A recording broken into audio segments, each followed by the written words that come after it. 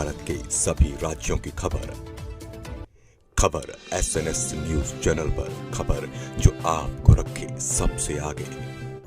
नमस्कार, मैं विशाल पटेल, एक बार फिर से आपका स्वागत है खबर SNS टीवी में। आज हमारे स्टूडियो में मौजूद हैं फ्रीलांस रिपोर्टर आशीष सिंह जी। आशीष जी, आज हम कुछ खास विषयों पे चर्चा करेंगे, जो विषय इस समय बहुत बड़ा, कह लीजिए यूपी में मुद्दा बनता जा रहा है। और मैं बता दूं कि क्षेत्रीय आपका वाराणसी मंडल से हम शुरुआत करेंगे।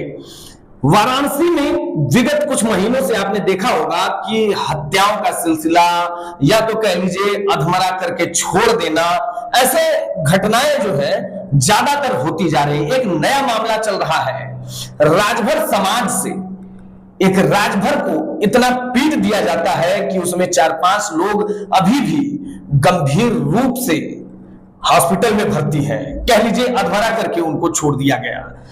इसी मुद्दे को हम बात करें तो इसके पहले जैसे आपने देखा कि फया राजभर का मामला रहा, हेमंत पटेल का मामला रहा, ऐसे वाराणसी से होते हुए प्रतापगढ़, इलाहाबाद में भी कई ओबीसी समाज के लोगों पे हमला होते रहे हैं। तो हम पहले बात करते हैं आशीष जी, ये जो नया प्रकरण बहुत ही तेजी से उत्तर प्रदेश में एक धुएं की तरफ फैल रहा है, राजभर का मामला। इस मामले के बारे में आपने रिपोर्टिंग की है, इसके बारे में हम जानना चाहते हैं, वहां मामला क्या रहा है आशीष जी? बिल्कुल, बहुत बहुत धन्यवाद विशाल जी कि जैसा कि हम लगातार 3 दिन से हम उस मामले को देख रहे हैं और लगातार ग्राउंड रिपोर्टिंग भी कर रहे हैं। जो मामला ये समझ में आ रहा है कि जब लोगों से बातचीत के दौरान पता चला कि डाणा मेड़ा का मामला था जी, जो गांव में कह लीजिए मेड़बंदी का काम होता है, मेड़बंदी का काम था, वो उसी तरीके की घटना को लेके जब जैसा कि लोगों ने बताया कि राजभर समाज के व्यक्ति जब अपने चक के पास जाते हैं, कुछ महिलाएं भी गई हुई थी, उनका कहना है कि महिलाओं के साथ भी अभद्रता की गई और इसके बाद उनको जो है लाठी डंडे यहाँ तक के तलवार लेके उनके ऊपर धारदार तलवार से हमला किया गया। और हमला इस तरीके से किया गया कि जैसे उनको मरा समझ के ये छोड़ दिया गया। और आज भी जो है सुरेंद्र राजभर, गुलाम राजभर, ऐसे कई नाम हैं जो है हॉस्पिटल में भर्ती हैं, जिसमें एक व्यक्ति तो गंभीर रूप से घायल है, जो वेंटिलेटर में है, अभी भी वो जिंदगी और मौत से जूझ रहा है। और उसके पहले आपने देखा ही फया राजभर का मामला, जी, जिस तरीके से उनकी हत्या हुई। जी, फया राजभर की हम बात करते हैं आशीष जी। फया राजभर का जो मामला रहा बहुत ही तेजी से तूल पकड़ा वाराणसी में, कह लीजिए उसमें मुकदमा भी दर्ज कराया गया, जिसमें मंत्री अनिल राजभर पे दोषारोपण भी किया गया कि इनके द्वारा जबरदस्ती मुकदमा दर्ज कराया गया।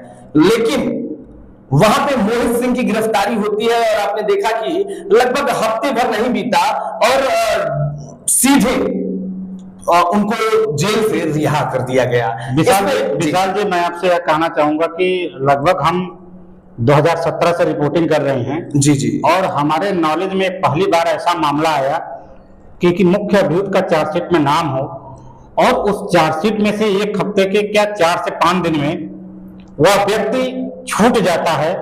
तो हम बात करते हैं पुलिसिया प्रणाली पे एक बहुत बड़ा सवाल है।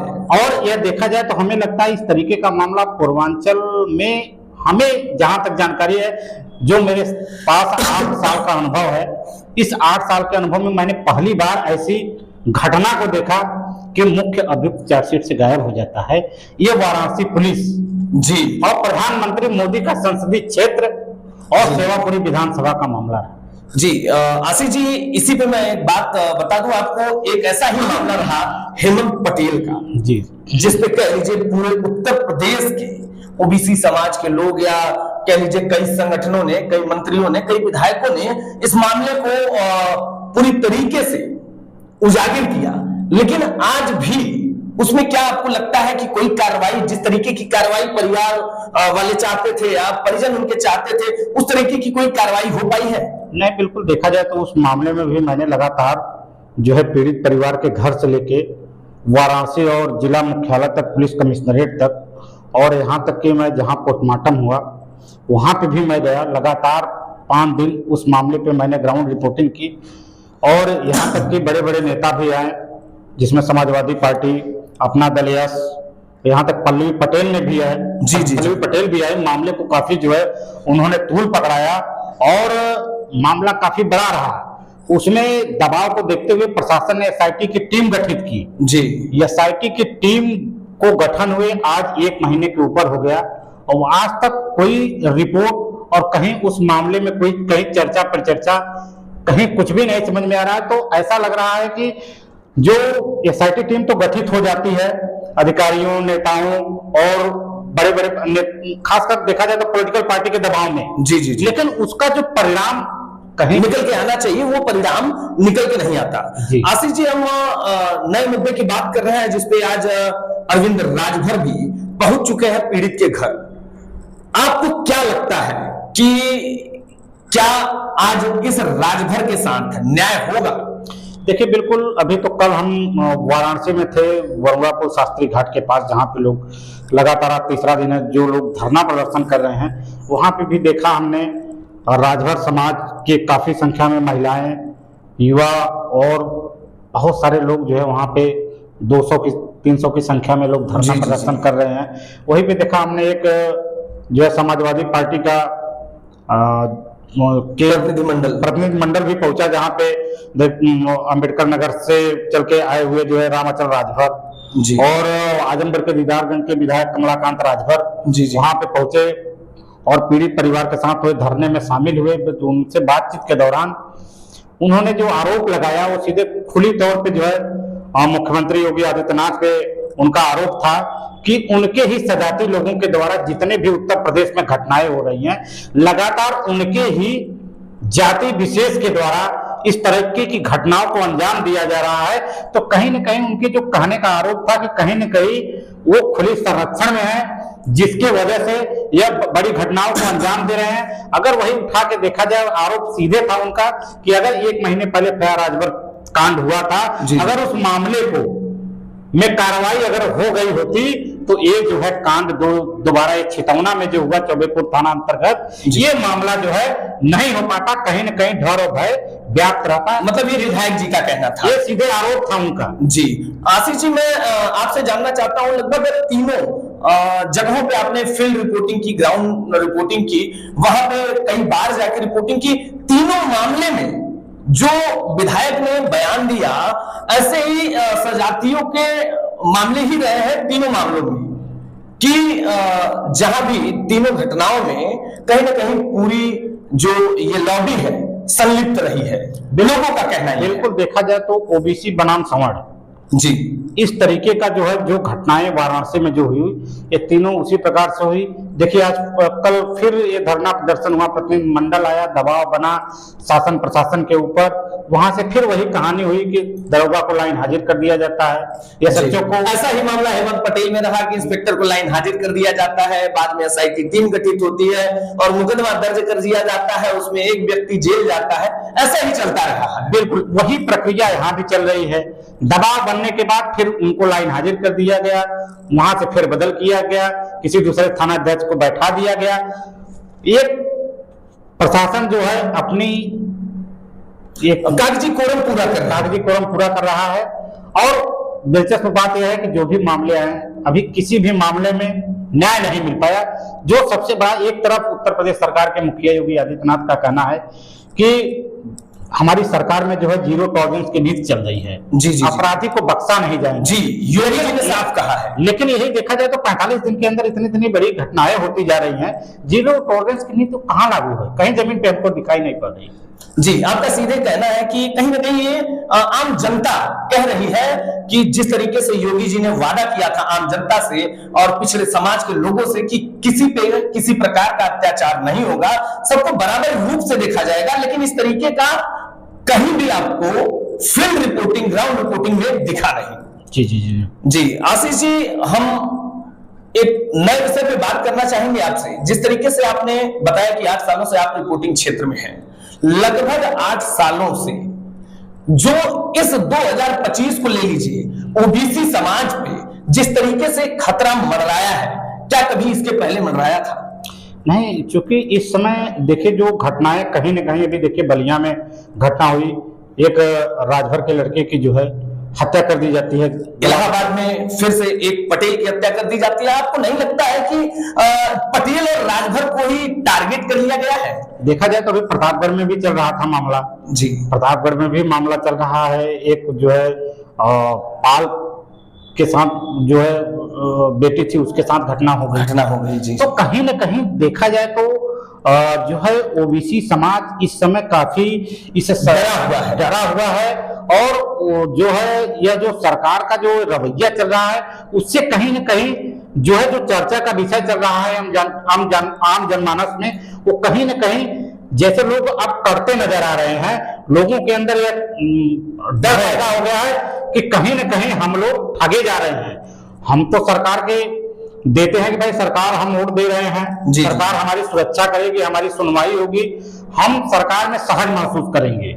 लेकिन अभी जो विगत देखा जाए तो 2-4-6 महीने में इतनी बड़ी बड़ी घटनाएं हो रही हैं और उन घटनाओं में कार्रवाई उचित नहीं हो पा रही है, जिसकी वजह से लोगों के अंदर डर व्याप्त हो गया है। जी आशीष जी, एक चीज और जानना चाहूंगा आपसे, क्या आपको लगता है कि अगर यह सब बातें योगी आदित्यनाथ जी तक पहुंच रही है, या तो हो सकता है पहुंच ही ना पा रही हो, आपको क्या उम्मीद है कि अगर ये हमारे माननीय मुख्यमंत्री सीएम योगी तक, जो सूबे के मुखिया, उन तक ये सब बातें पहुंचती हैं, तो क्या आपको लगता है कि कार्रवाई हो पाएगी?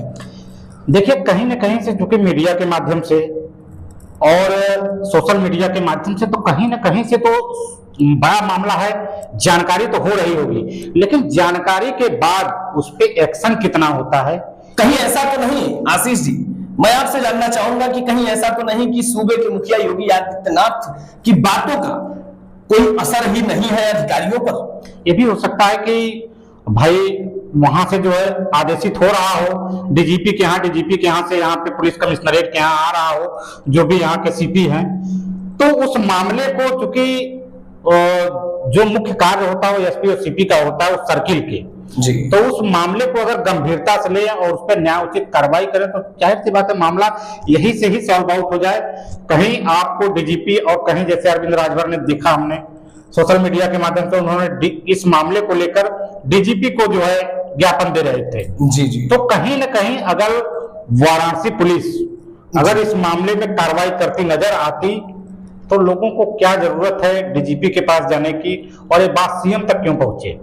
जी। तो कहीं ना कहीं इसमें जो है प्रशासन ही संलिप्त नजर आता है, और जो मुख्य संलिप्तता होती है वहां के जिस थाने अंतर्गत मामला होता है, उस थाने अंतर्गत जो एसएचओ होते हैं, जो थाना अध्यक्ष होते हैं, उनकी सबसे बड़ी अहम भूमिका हो जाती है। जी। मैं एक चीज और चर्चा करना चाहूंगा आशीष जी, जिस तरीके से हम लोगों ने बात किया, कई विषयों पे हम लोगों ने बात किया, आपको जैसे पूर्वांचल तक कह लीजिए, आप पूर्वांचल तक जाके खबर करते हैं, पश्चिमांचल में भी जाते हैं, मैं आपसे जानना चाहता हूं, आपको ऐसा नहीं लग रहा है कि पूर्वांचल, जिसको हम लोग पूर्वांचल कहते हैं, पूर्वांचल में ही यह घटनाएं ज्यादा हुई हैं इस बार? नहीं, इस बार तो अभी जो 3 या 4 महीने में जो घटनाएं हुई हैं, सबसे ज्यादा आप देखेंगे तो इलाहाबाद से लेके जी, इलाहाबाद, सुल्तानपुर, मऊ, बलिया, और इसके बाद टारगेट जो रहा, बनारस में इतनी घटनाएं नहीं होती थी, लेकिन देखा जाए तो पिछले 2-3 महीनों में वाराणसी में भी घटनाएं कम नहीं हुई है, एक से एक बड़ी घटनाएं हुई है। और सबसे बड़ी बात यह है कि प्रधानमंत्री का संसदीय क्षेत्र जी, और यहाँ पे इस तरीके की घटनाएं हो रही हैं और घटनाओं में लोगों को न्याय नहीं मिल रहा है। तो इसलिए जो वाराणसी के जो ओबीसी समाज के लोग हैं वो अब डरे महसूस कर रहे हैं कि जब प्रधानमंत्री के संसदीय क्षेत्र में हम लोग हैं और हम लोगों की सुरक्षा नहीं है, तो कहीं नहीं आम जनमानस क्या यह चर्चा का विषय बनता जा रहा है। जी आशीष जी, एक चीज और मैं जानना चाहूंगा, जिस तरीके से कहीं ऐसा तो नहीं कि पटेल समाज के और राजभर समाज के राजनीतिक पार्टियां जो हैं वो तेजी से विस्तार कर रही हैं या बढ़ रही हैं, या लोगों के बीच एक कहीं ना कहीं उनको एक ऐसा महसूस हो रहा है कि हमारी पार्टी मजबूत हो रही है, एकत्रित हो रहे हैं, इसको तोड़ने का काम तो नहीं किया जा रहा है? एक पहलू से ये भी हो सकता है कि कहीं ना कहीं उनको टारगेट किया जा रहा हो, जिस तरीके से उत्तर प्रदेश में जी पटेल समाज की पार्टियां जो भी हैं और राजभर समाज की जो पार्टियां हैं, नाम तो मैं नहीं लूंगा, तेजी से उनका विस्तार देख के इस तरीके की घटनाएं तो नहीं की जा रही हैं। बिल्कुल, देखिए हम तो फील्ड में रिपोर्टिंग करते हैं तो हम तो जान रहे हैं कि देखिए जैसे राजभर समाज से सुहेलदेव स्वाभिमान पार्टी जी, ओम प्रकाश राजभर ने पार्टी को बनाया और उन्होंने एक बार गठबंधन किया भारतीय जनता पार्टी से, फिर गठबंधन को तोड़ा, फिर जाके समाजवादी पार्टी से जो है मिल गए, गठबंधन किए। उन्होंने अखिलेश यादव ने उनको सीट भी दी, जिसमें आज के डेट में 5 से 6 विधायक भी हैं उनके। तो कहीं ना कहीं तो ग्रोथ तो हुआ जी। बिल्कुल, जब पहली बार भारतीय जनता पार्टी के साथ लड़े थे तो उस समय 4 विधायक थे जी, जब यहाँ पे हुए तो 6 विधायक हो गए। तो ग्रोथ तो हो रहा है उनका, तो कहीं ना कहीं जनाधार तो बढ़ रहा है। तो जनाधार जब बढ़ रहा है तो जाहिर सी बात है उनके समाज के लोग हैं जो एकत्रित हुए हैं। जैसे आज हम अपना दल की बात करें जी, तो उत्तर प्रदेश की तीसरी बड़ी पार्टी बन के उभरी हुई है और राष्ट्रीय पार्टी का दर्जा भी मिला हुआ है। तो कहीं ना कहीं देखा जाए तो उनका भी ग्रोथ कहीं ना कहीं जी, उनके भी लगभग 13 से 14 विधायक बने और कहीं ना कहीं संगठित हो रहे हैं लोग। जी जी जी। तो आपका कहना यह है कि कहीं ना कहीं राजभर समाज और जो आपका पटेल समाज है, ये कहीं ना कहीं अपने नेताओं को चुन चुका है, अपनी पार्टियों को चुन चुका है, एकत्रित हो रहे हैं। इसमें भी भय व्याप्त करने का काम किया जा सकता है। जी जी बिल्कुल, देखा जाए तो देखिए जो हम चूंकि राजभर समाज की चर्चा चल रही है तो देखिए राजभर समाज के जो मैक्सिमम लोग हैं, जो आम जनमानस है, जो गरीब उनकी जनता है, जो उनके समाज के लोग हैं, वो जैसे अपने नेता ओम प्रकाश राजभर को मान चुके हैं। जी, मैं इसी बात पे एक क्वेश्चन आपसे जरूर करूंगा कि जहां तक दोनों राजभर मामलों में कैबिनेट मंत्री अनिल राजभर का नाम आया, जिस तरीके से हम लोगों ने फिल्म में रिपोर्टिंग की और जाना सुना, तो उस मामले में भी अनिल राजभर का नाम आया। लेकिन अनिल राजभर को खुद भाजपा के ही सदस्य लोगों ने, या कह लीजिए भाजपा की ही पार्टी के लोगों ने अनिल राजभर के ऊपर आरोप लगाया कि मुकदमा दर्ज इनके दबाव में किया गया, बाद में उनको रिहाई भी मिल जाती है। दूसरे मामले में यही जो नया मामला आपका राजभर समाज का चल रहा है, इसमें भी अनिल राजभर ही पिसते दिख रहे हैं। कहीं ऐसा तो नहीं है कि अनिल राजभर एक मोहरा हो सिर्फ?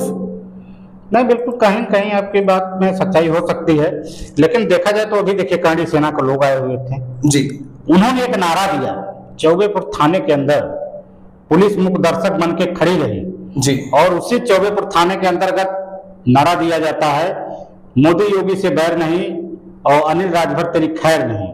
तो इस तरीके का मामला, सत्ता उन्हीं की सत्ता में अनिल राजभर होने के बावजूद भी उनके विपरीत ऐसी बातें चल रही हैं। तो बिल्कुल, तो कहीं ना कहीं जो मामले को जो है देखा जाए तो आज मामला इस तरीके का बन चुका है कि एक जाति संघर्ष जी, वहां पे जो अभी तक आज के डेट में वर्तमान में जो मामला चल रहा है वो जाति संघर्ष की तरफ बढ़ता नजर आ रहा है। क्योंकि दोनों तरफ से देखा जाए तो राजभर समाज भी एकत्रित हो रहा है जी, उधर जो है उनके समाज के लोग भी एकत्रित हो रहे हैं, कांडी सेना उसमें एंट्री की है। तो कहीं न कहीं ये मामला जो है जाति संघर्ष में होता नजर आ रहा है, जबकि मामले में कार्रवाई होनी चाहिए। अगर कार्रवाई हो जाती तो कहीं न कहीं ये मामला तो पूरा का पूरा भरोसा और पूरा का पूरा श्रेय योगी आदित्यनाथ जी को आम जनता का जरूर जाता। जी जी जी बिल्कुल, देखा जाए तो 3 दिन से लगातार बरुआ के शास्त्री घाट पे आज तीसरा दिन है, लगातार वहां पे जो है धरना प्रदर्शन चल रहा है और लोग पानी में भीग रहे हैं, फिर भी वहीं पे बैठे हैं, उठ के जा नहीं रहे हैं। तो कहीं न कहीं और संतुष्ट जनक जो है, कह लीजिए, कोई आश्वासन उनको आला अधिकारियों द्वारा नहीं मिल पा रहा है। जी बिल्कुल, कहीं न कहीं आश्वासन है। तो इस तरीके का जो माहौल है धीरे धीरे ये बनता चला जा रहा है। ऐसा नहीं कि चूंकि आने वाला जो समय है, मैं इसी बात को आपको रोकता हूं, कहीं ऐसा तो नहीं कि इन्हीं सब कारणों से 2027 की राजनीति पे भी प्रभाव पड़ेगा? बिल्कुल, अगर इसी तरीके से होता रहा और इस पे अंकुश नहीं लगा और कार्रवाई नहीं होती नजर आई तो जाहिर सी बात है ये जो पिछड़ा वर्ग है, वोटर ज्यादा है, जब चाहे जिसकी सत्ता पलट सकते हैं, इतना इनके अंदर पावर है। जिधर ये पलटेंगे उधर सरकार बननी तय है। हम खासकर उत्तर प्रदेश की बात कर रहे हैं। तो चाहे राजभर समाज हो, चाहे कुर्मी समाज हो, चाहे पाल समाज हो, चाहे कोई भी हो, जितने भी ओबीसी समाज के लोग हैं जी, आज एकत्रित होके भारतीय जनता पार्टी को वोटिंग कर रहे हैं, तब आज केंद्र में और राज्य में सरकार है। एक बार आज के 20 साल पहले जब भारतीय जनता पार्टी गायब हुई तो यही ओबीसी समाज वहां से खिसक गया था। जैसे ही खसका वहां से भारतीय जनता पार्टी 20 साल के लिए यूपी से गायब हो गई। जी जी जी जी। तो जब जब ओबीसी समाज प्रताड़ित होता है, मतलब प्रताड़ित होता है तो कहीं न कहीं इधर उधर जाता है, अपना रास्ता ढूंढता है। तो जब ये समूह में जिधर जाएंगे जी, उधर उनकी सरकार बननी तय है। और हमेशा से ऐसा होता हुआ आया है, कोई नई बात